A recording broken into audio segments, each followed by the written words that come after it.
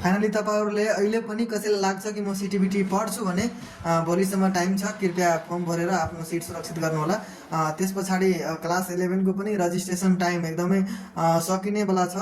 16-17 गतेसम्म registration time first लोडको छ।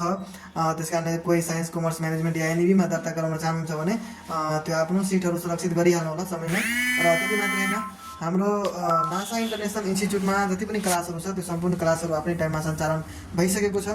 र तपाईहरु पनि कोही नयाँ पहिलादेखि थिंकिङ गरेको थियो अथवा एडमिसन गराएर गएको हो कि म छोटपछि पढ्छु भने तिनीहरुको लागि पनि जानकारी गराऊ कि तपाईहरु पनि आएर आफ्नो आफ्नो क्लास दिनु होला, किनभने हाम्रो क्लास टाइममै सकाउँदा बेटर हुन्छ।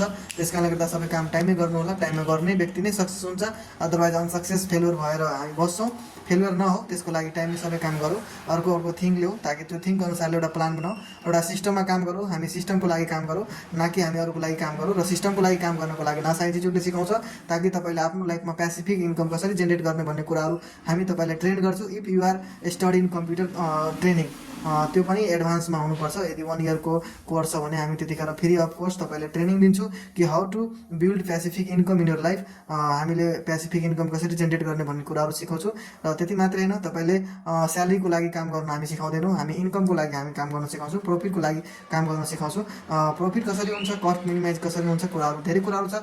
त्यो कुराहरू सिक्न चाहनुहुन्छ भने कृपया कमेन्ट गर्नु होला। कमेन्ट नगरिकन डाइरेक्ट अफिस भिजिट गरेर एडमिसन लिन सक्नुहुन्छ। हस्, थ्यांक